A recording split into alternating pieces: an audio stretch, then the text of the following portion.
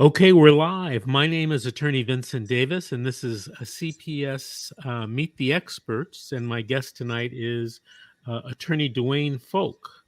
Dwayne is a Los Angeles attorney. He's been an attorney for seems like decades, and he's an expert in representing people in CPS cases. Dwayne, how long have you been an attorney? I've been in the law 42 years, Mr. Davis. 42 years, my friend. 42 years. I knew you had been a lawyer longer than I have been.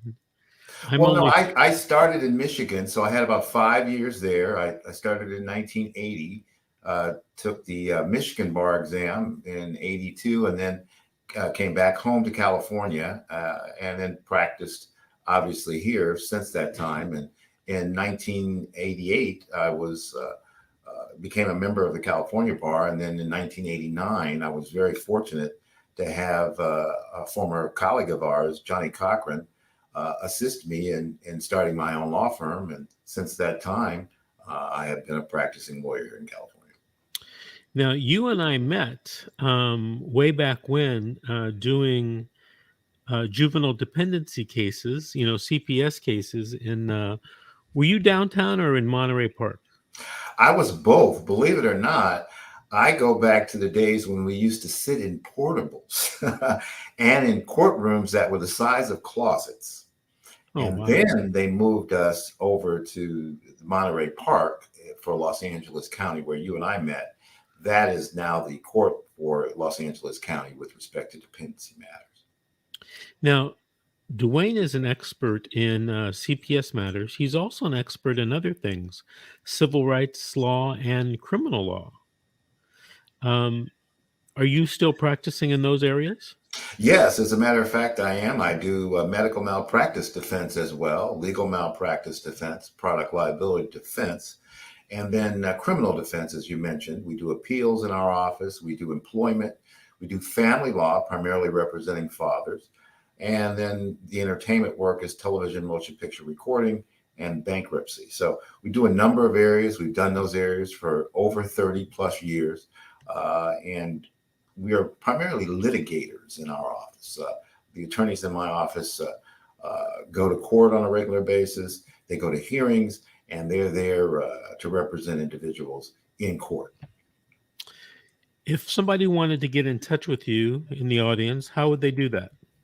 Oh, very simply, you can reach me via D Folks Law. That's FOLKESLAW 57 at gmail.com. And my phone number is 747-264-7568. Give me that telephone number one more time, Dwayne. It's 747-264-7568. Okay. Let me ask you this.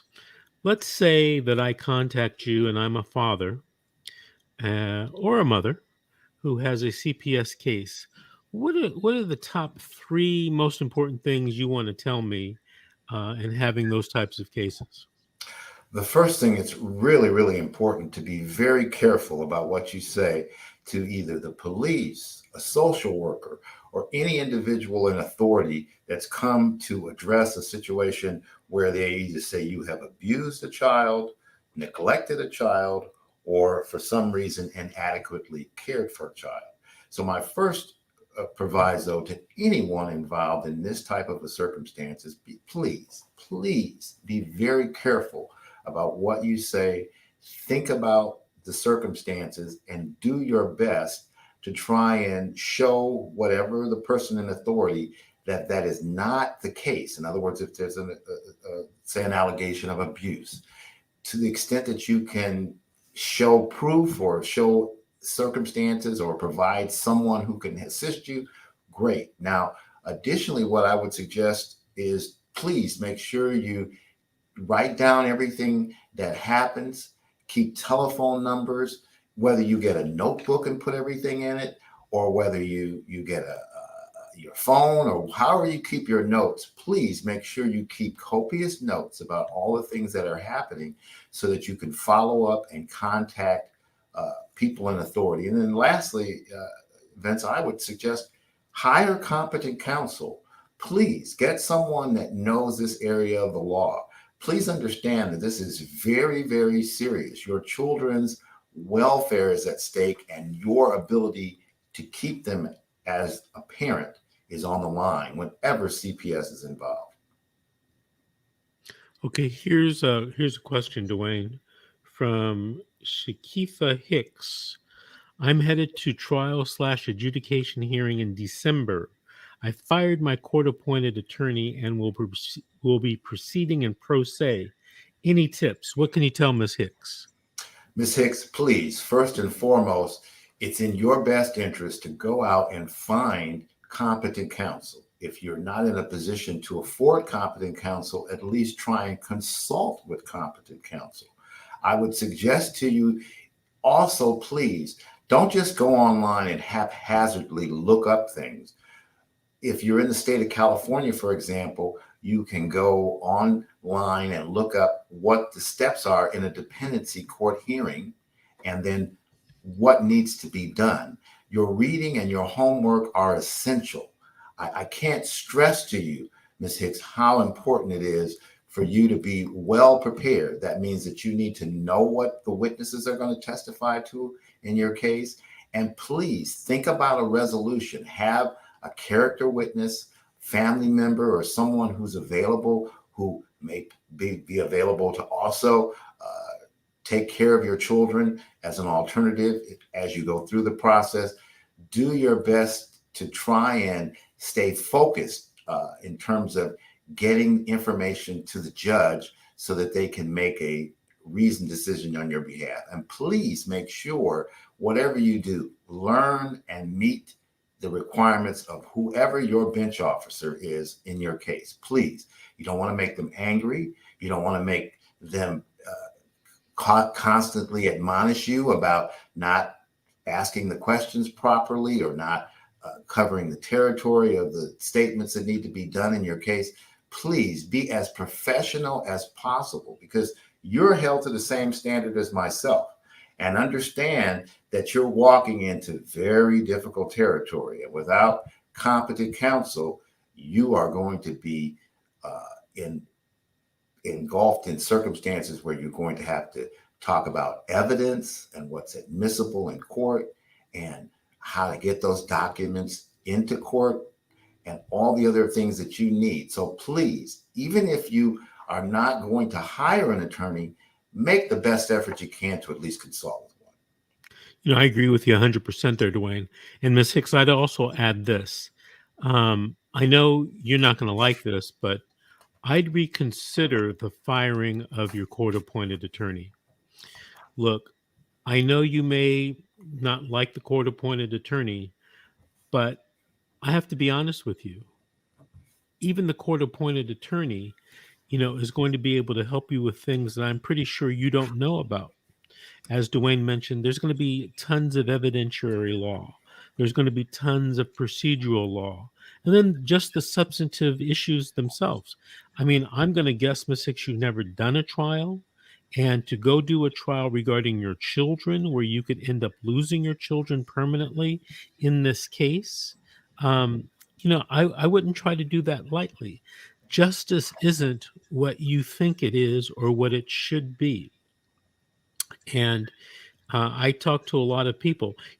On my video, my YouTube channel, I have a video on how to get a new court-appointed attorney. So if you're in California, you can have a Marsden hearing and you can ask the judge to appoint you a new attorney because there's a conflict. Now, if your court-appointed attorney is fired, you may want to consider asking the judge to appoint you a new attorney, or to appoint you an attorney to act as at least a consultant.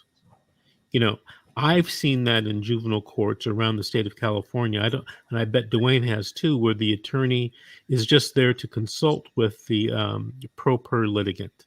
So Ms. Hicks, think about that as well. Let's not let the emotions of the situation get us carried away and, do something that probably isn't in your best interests. I would agree wholeheartedly. And I would also add that word of mouth is the best possible way for you to find someone. So if you are in a position to at least maybe visit the court before you actually go on your court date, you will see other attorneys and maybe you can talk to someone and hopefully get some advice. Very good. All right, let's take a question, Dwayne, from Margaret LeClaire Buff. Is there anything that can be done when the biological father's girlfriend writes lies on a 388 petition to the court? Of course, there are many things that you can do, but the first thing I would suggest you do, rather than calling them lies, prevarications, or however you want to address it, call them issues that you need to address as the mother in this case. And with respect to those issues on the 388 petition, try and look to things that you know you can refute or rebut, and then provide the proper and appropriate evidence so that it can be addressed. Otherwise, all you're going to do is just spin your wheels.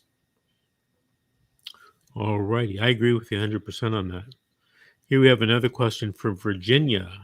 I have a DCS severance trial in January for 2 days. Will those 2 days be the last? That is terrible to hear that you're in the last part of what we call a review hearing, where the court is making a determination of whether or not they're going to do adoption with your children, or whether they're going to have a plan that we call a permanent plan that doesn't include you. It's critical in the state of California that when you go to that hearing, you be well prepared. We want to do everything we can to show the court that you're the best parent or the best person, along with the other parent or whoever else is involved with your children, to raise your children. It's critical at that hearing that you show the court all the reasons why it's a huge mistake to do what they're doing. Now, if you do have that happen, you're going to have to appeal that immediately. That is critical on your part. And then, interestingly enough, in California, you do have the ability to have the court reconsider this even years later, but it's very difficult. So what I would ask of you is, please prepare for that hearing and get experts, get individuals who can speak of your good character, your ability to parent in an appropriate fashion, teachers, physicians, pediatricians, any persons, family members, ministers, rabbis, any individuals who can help you in terms of putting together a comprehensive package of yourself so that you can present that to the court, so that in no way, shape, or form they can say no to you as parent of your children. All right, here's another question from Raquel Ramirez. Quick question. I'm in California and my sister is dealing with DCFS, and she's expecting to be reunified with her kids. Court date set for the 10th of this month. She has done all court-ordered services and classes. Okay, so I'm not sure what Raquel is asking. Maybe she's asking, will she get her kids back? She's probably concerned about getting her children back, or her sister getting her children back. And that's one of the things I will say to you. I gave up the turban and the crystal ball years ago. I don't make predictions, but what I tell people is that go the extra mile. For example, let's say you've done all of the things that the DCFS has required. You've done all the classes.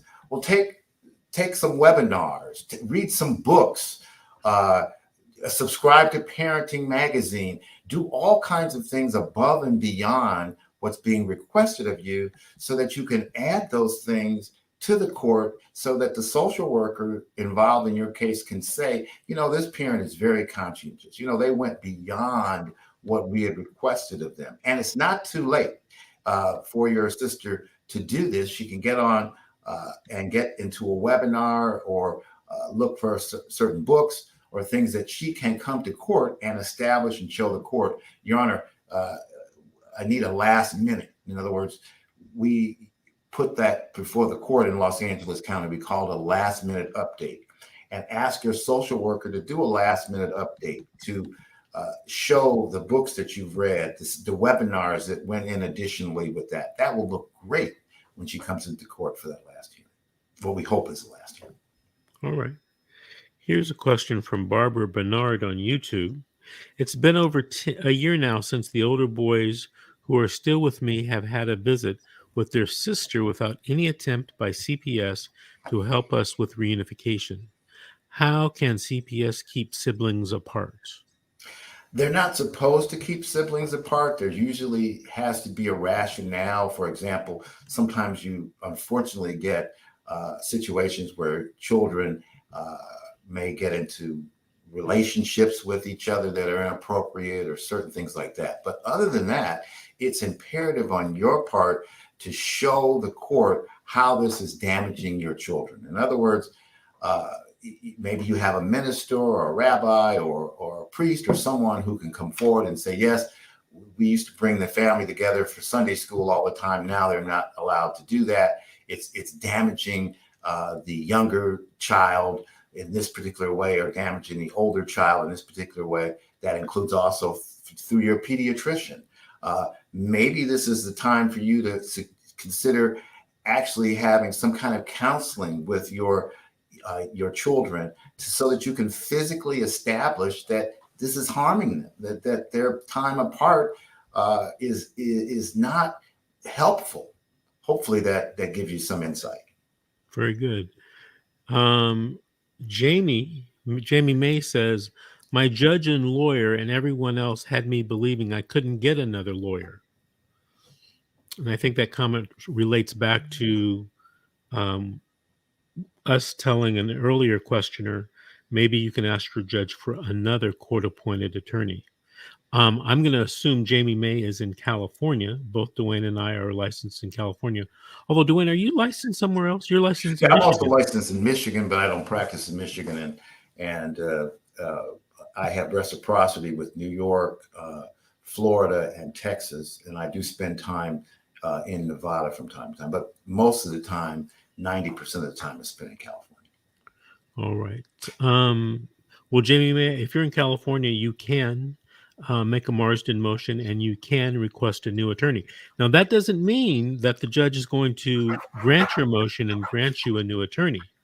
But, you can always go out and hire a private attorney if you have that ability. Otherwise, you're going to have to work within that court-appointed system. Right. Also, what else I would mention, Vince, is understand that a Marsden, M-A-R-S-T-E-N hearing comes from the name of the case, and the idea came from a public defender in a criminal setting. And the idea being that particular lawyer was not handling that person's case in a professional manner, or there were issues of conflict between the lawyer and the client, to the point where the court will review everything. So please, if you go about the opportunity to do a Marsden hearing, as Mr. Davis Vince is suggesting, and I think it's a great idea, please make sure that you're diplomatic about it. Don't go in there and just, this lawyer doesn't call me back, and they don't know what they're doing. And don't come with just things that are going to be difficult for the court to understand. Be specific. I waited on this date. I never got a return call. I sent this letter and asked for help with X, Y, and Z. Didn't get any opportunity to get that work done. I need X, Y, and Z subpoenaed. The attorney hasn't done the work. Do things that are substantive that the court can go, wait a minute. Yes, you're right. I think maybe you do need a new attorney. I'm going to get someone that handles this type of circumstance for you. You bring up an important point that I sometimes skip over. But I know you and I have talked about this in the past. But presentation to the court is extremely important. Wouldn't you say? I would say that that's 70% of your case. Now, obviously, it has to be substantive in your presentation. What do I mean by substantive? You need to have the facts together. You need to have the applicable law. But it is critical because in the family court arena, especially in children's court, especially in Los Angeles County, and not only Los Angeles County, throughout the state, many times you're going to get a disjointed hearing. In other words, there are going to be interruptions in your particular hearing to the point where it's going to drive you crazy, especially if you're not a seasoned, experienced attorney. So what I would suggest to you is when you make a presentation, have everything written out. You don't have to follow it exactly. It's not a script. You need to be listening to what's going on, but at least have a list of things that need to be provided, check them off in an organized manner, and give the court in a very concise, very short. You don't get 30 minutes to talk. You just answer the question and go on. That is critical, because without that, we as your lawyer, we're not going to be able to help, no matter what. All right. Here's a question or comment from Colette Lopes. My private attorney has stopped communicating with me. Please help me. Trial in 23 short days. My worst nightmare is coming true. What would you tell Ms. Lopes at this point, Dwayne? Ms. Lopes, I would ask you to please, in a very calm, very professional manner, reach out to your attorney and indicate to your attorney your trial is coming up in 30 days, within the next 30 days. You're very concerned about the circumstances, and put in writing those things that you want your attorney to address. You're going to need witnesses. You're going to need documents. You're going to need information. So have that all available for your attorney. I would suggest you do it by email. I would suggest that you do it by snail mail with a certified letter and a return receipt, and that also you call. Now, lawyers, I don't use the B word, as we jokingly call it in my office, the busy word, because I find, Vince, that people aren't busy when I have a check for them. They somehow have the time to get there right away. So what I'm going to suggest to you is don't buy into circumstances where your lawyer is saying, oh, I'm too busy to talk, or I'm busy right now. Just be conscientious. Now, don't be obnoxious. Try and do your best to, start off with the email, with the telephone call, with the mail. If that doesn't work, try within the next 3 days after that to reach out again by email and telephone. And then I guess if you cannot get them by the close of the week because your time is of the essence, I would suggest that you ask of that secretary in that lawyer's office, or whoever administrates that lawyer's office, can I please come and see you? What date next week? And make sure when you come, please have all the requisite information, have your file, have your documents, have the phone numbers and addresses and things that are necessary for your lawyer to be helpful. And understand that your lawyer probably is not on purpose not contacting you. They may be in trial. They may have a family emergency. Lawyers are good about contacting people and following up for trial. That's part of what we do as our process. So if you're not able to reach out to your lawyer and he or she's not responding, just be persistent. All right. Here we have something from Miss Blackwell, Tatiana Blackwell from Alabama. I live in Alabama and my children have been out of my home for over 60 days. I have done everything from visitations and classes they have asked me. It says DHR has lied and delayed my process in every way they can. I have seen a significant decline in my children since they have been gone. I do not have a court date. Is there anything that I can do? Now, Ms. Blackwell, as you may have heard, I'm licensed in California. Dwayne is licensed in Michigan and California. And but we're going to answer this question as if you were in California. Dwayne, what would you tell Ms. Blackwell if she was living here in California? Thank you for that disclaimer, because I don't want to be accused of the unauthorized practice of law in Alabama. But what I would suggest to Ms. Blackwell is talk with your attorney. I don't know if you have counsel, you need to speak with your attorney. And as I told the last caller or a few callers prior, do some extra things, do some webinars, read some books, seminars, add to whatever it is that you're doing, not just to stay busy, but also to show the court that you're going above and beyond. And then you're going to need to find out what the procedure is in your state for what we call walking on a matter, or what we call in our area ex parte proceedings. In other words, we give notice and then the court will allow us to get a date and time to go in on that particular matter. So what I would suggest to you is that if 60 days have gone by and you feel that it's detrimental to your children, this is your opportunity to get with your pediatrician and establish the things that have happened that have harmed your children in a way that you know you can do better. Follow up with their educational needs, with their physical needs. Do everything you can to request as much visitation time as possible and work with that department or that social worker or group of social workers to get more time with your children. Just, you're going to have to be consistently, not obnoxious, but just consistently making inquiries about your children. Not every day, but at least once or twice a week at a minimum. All right. Here's a question from Denise, and I guess it's Quee. They put a restraining order on me on false pretenses. I love my kids. Please help. It's because of COVID they took any communication. What do I do? What would you tell Denise? Assuming she lived here in California. First and foremost, whatever the circumstances were regarding your restraining order, you're going to have to determine that this is not going to be permanent. I don't know what the status is of the restraining order. I'm going to presume that this was an initial restraining order that was done by the court.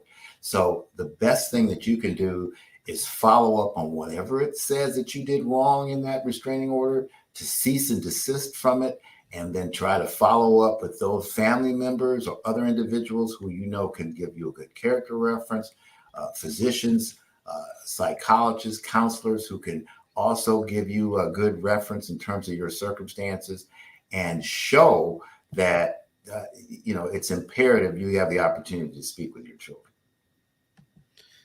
I would agree with you wholeheartedly, Dwayne. All right, we have a question here from Carissa Don Ambrino. I have a question. Why is it videos aren't permissible in California state court, yet if a murder was happening, that would be permissible if it was recorded? Meanwhile, CPS workers, you can have things about them on a video, or foster care mothers, but you can't put them into court for evidence. But yet, if there was a murder going on the street, they can be reintroduced in court. I'm confused. Hold on a second. I'm confused on the laws. Okay. So, Carissa, one of the things is in California, there's a law that you can't record someone without their knowledge. All right. And if you do, the rule is very, very strict. It's not admissible anywhere, not in an administrative hearing, not at a subsequent judicial proceeding, nowhere. It cannot be introduced. However, like everything else in California, there's many exceptions to that rule. One of the exceptions is the commission of a felony. Murder would be a felony, and you can record a person without their knowledge that they're committing murder, and it will be introduced in court against them. So that is the reason why there's, a discrepancy.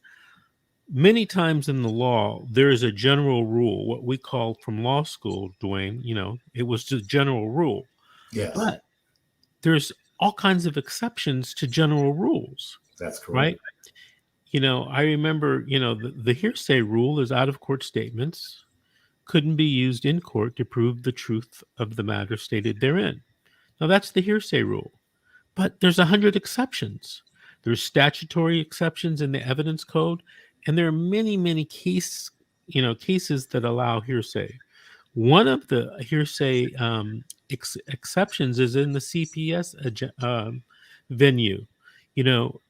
a social worker can use hearsay, multiple hearsay, to prove a case of abuse.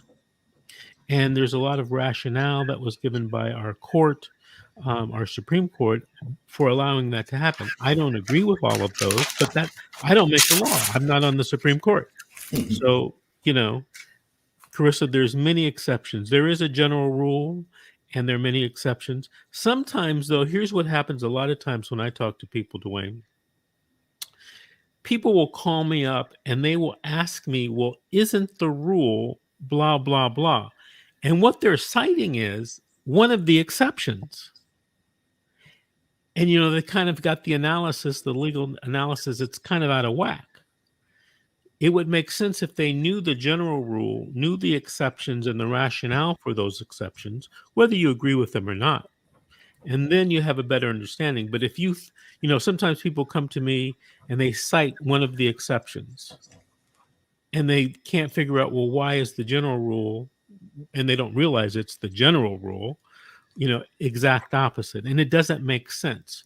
And I tell people all the time, it's hard. It's hard to do a trial because it takes, first of all, an intimate knowledge of the story, the facts, but also of the law.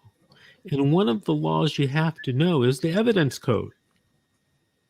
I tell people all the time, I think the evidence code is probably more important in a trial than the Welfare and Institutions Code. I would agree 100% with you. And I would also add that what people need to understand, and especially your caller with respect to various evidentiary rules, the idea is reliability.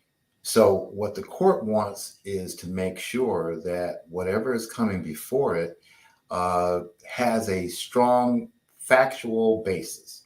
And that's why we have so many rules concerning out-of-court statements. There's about 32 exceptions to the hearsay rule. And then as you said, Vince, obviously a lot of court cases and over 100 different interpretations of various rules. But one of the things I stress to my clients with respect to evidence is that it is critical that I know everything that they have. In other words, don't surprise me with anything. At the beginning of the case, let's sit down and go through all the documents you have. Let's talk about where you've gone to the doctor, where your children have gone to the doctor. Let's follow up on school. Let's follow up on counseling, or all the things that are going to be helpful to you. And then let's look at the circumstances of getting that evidence admissible. Sometimes it's going to be allowed and sometimes not, especially I found, Vince, in the dependency area of my practice. The judges, unfortunately, they're just not as critical about allowing evidence in. So, it's almost to the point of what we call administrative hearings. In other words, the judges in juvenile dependency court almost err on the side of allowing as much evidence and testimony as possible because the bench officers want to make a competent decision. So I believe in children's court, in dependency court, you're going to find that the judges are going to have some relaxed standards in terms of evidence. Now, does that mean that you're going to be able to ignore the rules of evidence? Of course not. Does that mean that you're going to be able to get everything in you believe is relevant and should be in your case? No, of course not. But I would strongly urge you to get with your lawyer and address any and all of the potential evidentiary issues before you go to court. So that way we won't be like the young lady who just asked the question and time is running out. For you that just joined just joined one of the shows on one of the social media platforms, I'm Vince Davis, and tonight my guest is attorney Dwayne Folk. Dwayne is a 45-year attorney from Michigan and California. He's about 42. 42. Okay. I gave you a few extra years. 42 years. Dwayne is an expert in CPS cases. I met him maybe 25 years ago, At least. maybe longer, in the juvenile dependency court.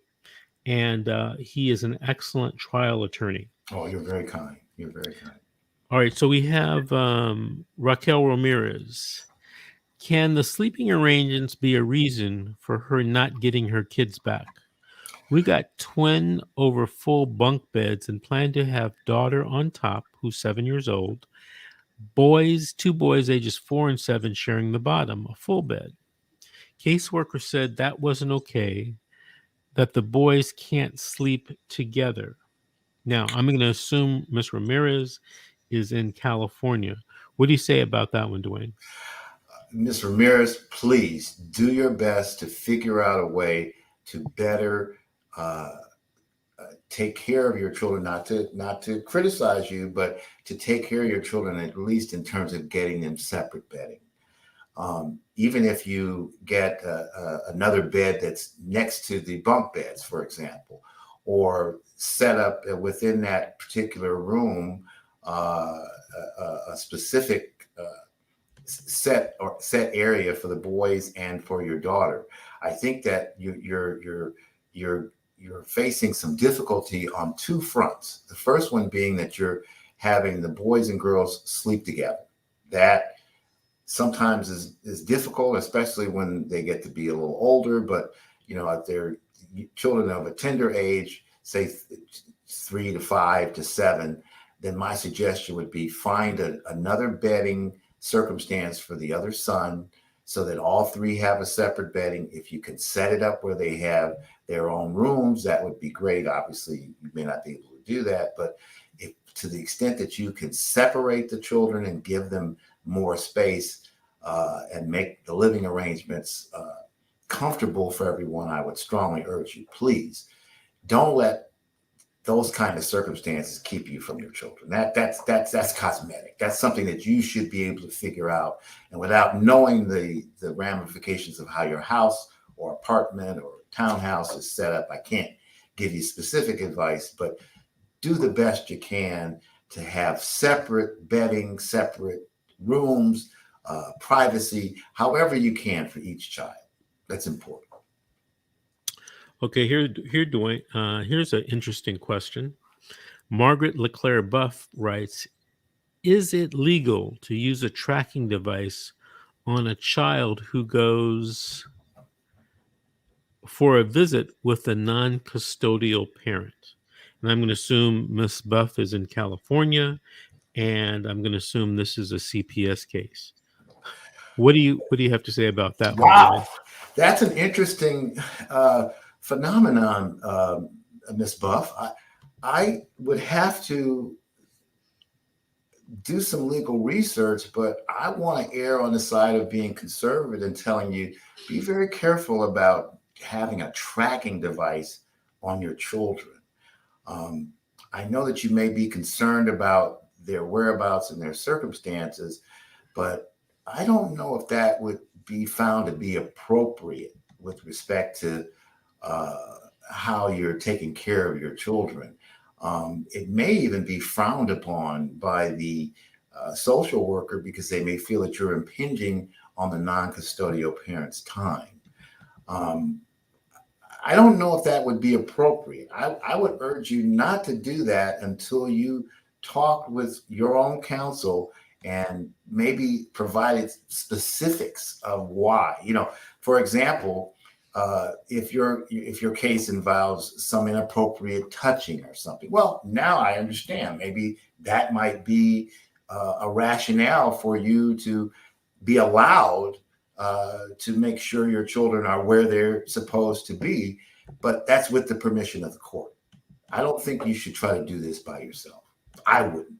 I would be very careful. All right, here's Denise asking us a question.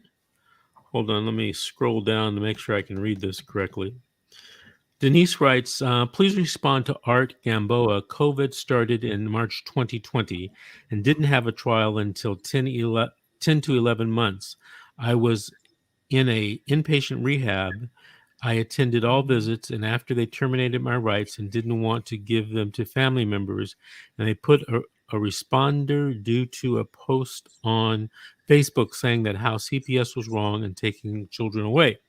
Please help since the begging the social workers have pushed for my boys to be adopted out. I had a good relationship with the foster mom, but the worker intervened by social worker. So I'm not really clear on that question, Denise. What do you make out of that, Dwayne? Well, I get the feeling that she is facing some very serious circumstances of losing custody of her children permanently. So I would suggest to her that if they have terminated her parental rights, she needs to immediately file an appeal if she has not done so. But if the time has lapsed, she needs to find competent counsel and get with that attorney and make a plan in terms of trying to get the court to revise its ruling. I mean, you can't rest on your laurels if your parental rights have been terminated. I mean, that's so serious, and time is of the essence. You've got to address those things immediately. I wouldn't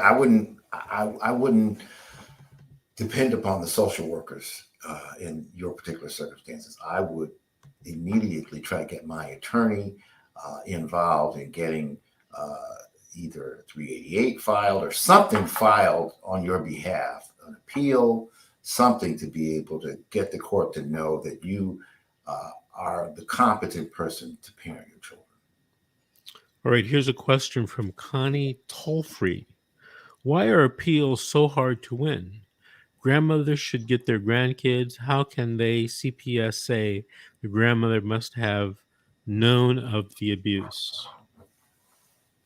This is one of those cases. I was talking to someone about this today. A grandfather came to see me, and they didn't give him the child after the child was detained because they said that he must have or should have known that his daughter, who didn't live with him, was using drugs and therefore a risk to the child. So I think that's where Connie is going with this. What do you think about that, Dwayne? Wow. I've spent a lot of time over the years, Vince, representing grandparents, and have cases that establish grandparental rights that we have appealed. What you need to understand, and I do appeals as a part of my practice, that 97% of the appeals that are put together are not successful because you're trying to either change the law, uphold the law, or find a new way of applying the law. I love my appellate practice because it gives me an opportunity to make things better. In other words, I get to decide what it is that the legislature should have done with whatever the issue was and then address that. Vince, you may remember we were very fortunate recently within the year to have won a case on appeal with the Ninth Circuit Court of Appeals. That's a very serious set of circumstances, federal court, and it's very difficult to win those cases, but we were able to establish new rights for parents with respect to issues of social workers and doing irresponsible things. So what I would suggest for people when they're trying to appeal, find a theme, find a rationale as to why you should have won, why the grandparents should have been considered. The law requires it. And especially if you're not living with that particular child or the parent, you should be able to establish that you're the proper person for the welfare of the children. That don't let them force the issue on you saying, well, you should have known. I would suggest that you fight that and that you go to court and present well-briefed arguments to establish why that was a mistake. There's plenty of case law out there that says placement should be with someone that is a family relative, not someone who is not a relative. So that's what they're supposed to do initially. So let's say, for example, in the case you said the grandfather should have known, well, is there an aunt? Is there an uncle? There's got to be someone out there who they can't make that argument about. And I would suggest you have that person also in your arsenal of people to help you get your children. All right, here is a comment, and I'm going to mention this comment because I spoke to someone today at my office who is from another county in California, and they allege the same thing this viewer is alleging, Miss Courtney Lynn Kinney. Pacific Toxicology is being investigated or investigation for altering test results. The run the test results of Altadena Recovery and other DCFS court-ordered testing sites. So, Dwayne, I think what she's saying is there's becoming, a movement growing within alleging that these testing sites are making mistakes or outright just altering mistakes, altering drug tests. I've heard these things going back, 25 years, 30 years, however long I've been doing this. But I hear and see it more and more and more. What do you think about that? Well, I do remember years ago there was a matter with U.S. HealthWorks, and they were having some issues that the court eventually followed up on, and both U.S. HealthWorks and the court were able to make a number of changes to make things a lot easier and better for people who are going for testing and following up. I've heard those rumors from time to time. I mean, I've even heard people say that they, were offered to pay for test results and those kinds of things in terms of bribing the individuals. And, Vince, what I would just suggest is that you got to take a lot of this stuff with a grain of salt. If there's an issue with your testing and you think that there's a problem with it, I would strongly urge you, spend the $15, spend the $30 and go get the drug testing done yourself. Go someplace that DCFS utilizes. That's not the place where you were ordered to be tested. That's not to say you disobey the court order. Obviously, you do the testing from wherever they have you go.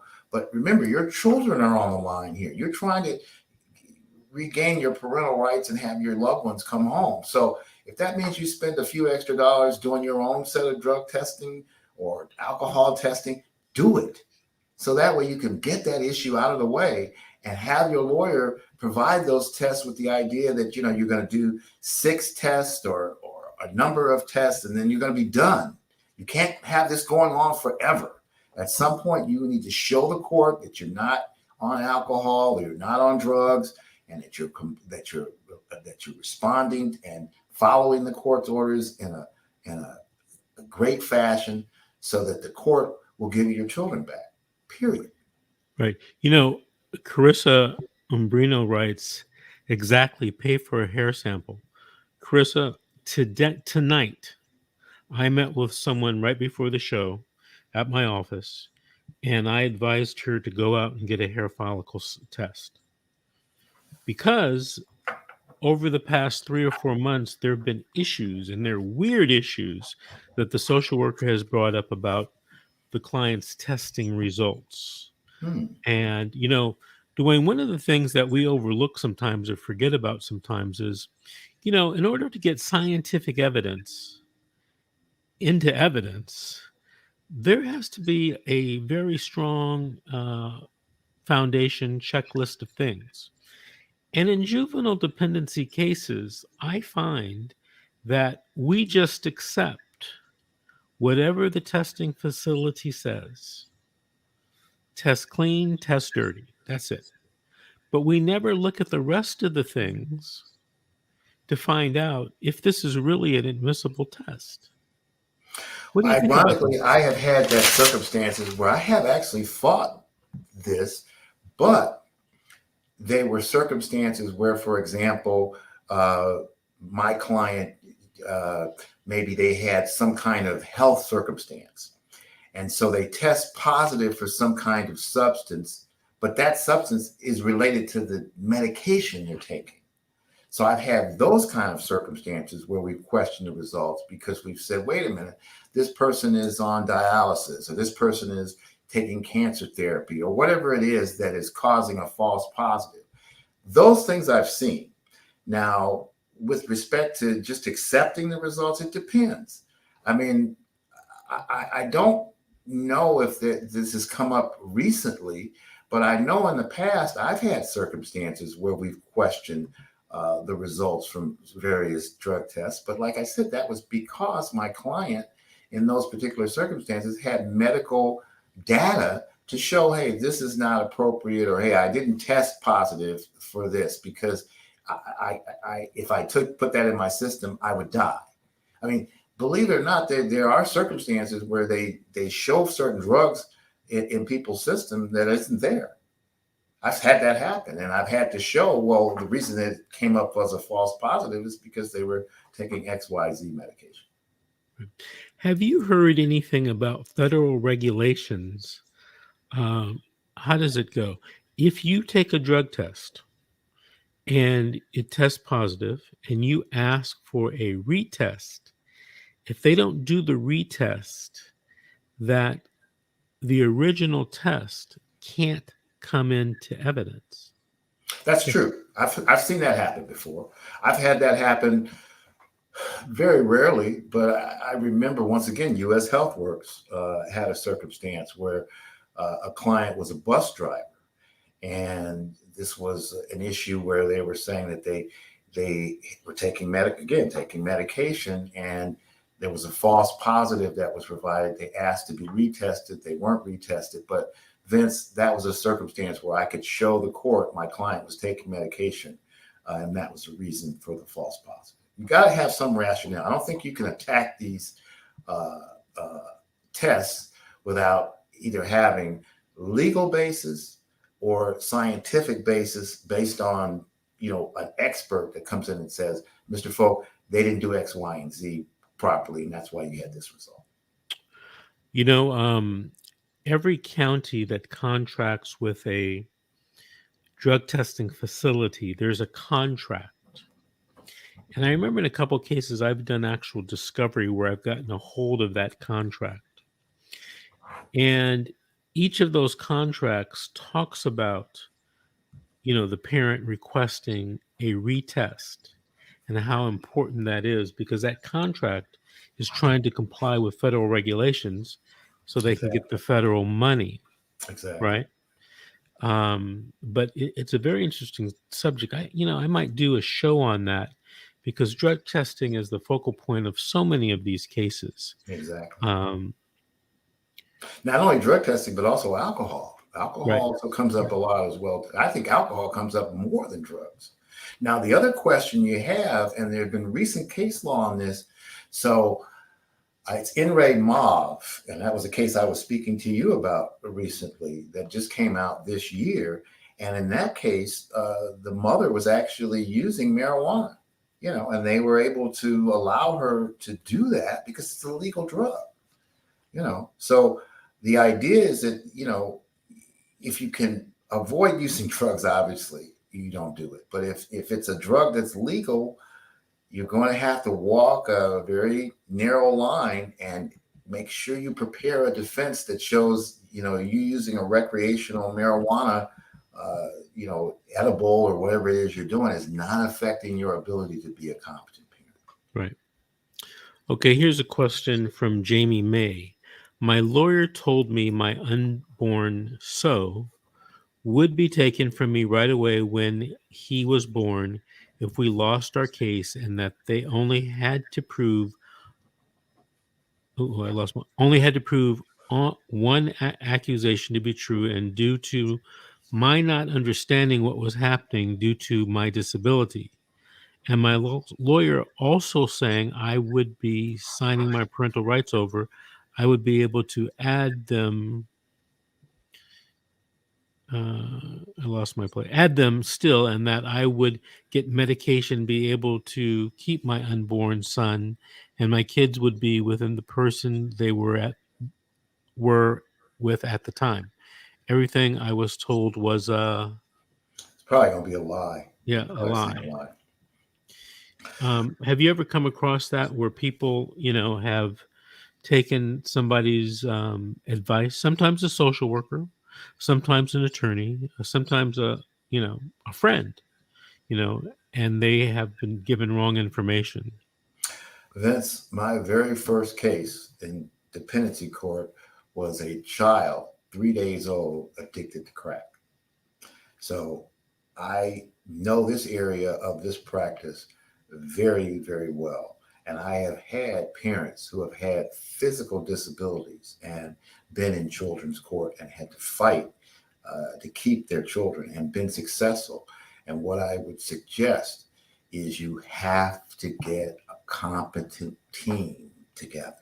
This is not something you're going to be able to do in pro per or hit and miss getting an attorney, because a lot of times you can get great attorneys on the panel for the courts that are appointed because they do this every day and they're familiar with the circumstances. But ma'am, in this particular case, I would strongly suggest to you that you ask the court to get you some kind of specially appointed a lawyer that addresses issues of your disability, get your physicians involved so that they can see and understand that you can be a competent parent with whatever this disability is that you have. And yes, that person is correct when they tell you that if you've had a child removed, the possibility of having another child removed that you're carrying in the womb is a substantial possibility. It's not unusual that happens. So my suggestion to you is to strongly get together the most competent team available that you have and address the circumstances. Get your children placed somewhere that is someplace that you feel comfortable and the person that's dealing with your disability feels comfortable, so that you work as a team. You really need help. You cannot do this by yourself. All right. Here is our last question of the evening. It's going to be from Shakita Hicks. And it says, do both of you guys agree that social workers have way too much power and allowed to lie way too much without being prosecuted criminally?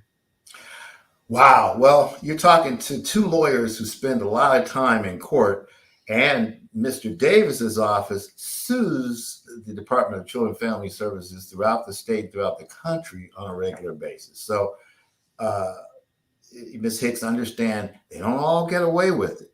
There are times that we are able to address it. Now, do they have too much power? I don't know. I've had circumstances in the days when Vince and I came along, we represented children, and I had children that were physically abused. I've had children that have had sexual abuse. I've had all kinds of circumstances, and I feel like the social workers didn't do enough. So it just depends circumstance by circumstance. Sometimes you're going to get competent social workers, and sometimes you're not. It's just like lawyers or doctors or any other kinds of professions. So what we would suggest for you to do is try and cooperate, get competent counsel, even though I guess you're representing yourself. So you need to follow and adhere to all the court's orders. And once again, I would strongly urge you, rather than concentrating on whether people have too much power or not enough power, to figure out how you can work within the system to get your children back, period. All right. Hey, Dwayne, we've come to the end of the hour. That was wonderful. I really enjoyed that. Thank you. I didn't know how this was going to be, but you're great at this. Thank you. So I would ask, first of all, I want to thank you for being a guest tonight. Thank you for having me. Secondly, I want you to think about whether you'd be a permanent host for one of these shows. They're on morning, afternoon, and evening at 7 p.m. And we're trying to get enough hosts to do it 7 days a week. So if you wanted to devote 1 hour per week, I'd be happy to, Vince. because happy. With your experience, I mean, your experience, I personally know of your experience and your expertise, and you would be well qualified to jump on one of these shows and handle these questions and, interview guests yourself. I know you used to be on TV and radio, and so you have that kind of experience as well. But I want to thank you. The last thing I want you to do is I want you to give the audience your telephone number and your email address one more time. So if they want to contact you, they will be able to. Go ahead. Thank you very much. My telephone number is 747-264-7568. And my email address is DFOLKESLAW57. That's folks, dfolkslaw57@gmail.com. All right. Thank you again, Dwayne. Everyone watching, I want to remind you that tomorrow night, we're going to have Aaron Carranza, the CPS Family Reunification coach for reunification services and motivating, helping people do their FR services so that they can get their children back quicker and faster. And that's going to be, Aaron will be on tomorrow night at 7 p.m. Pacific time on these same social media channels. All right. Thanks again, Dwayne. Good night, everyone. Good night.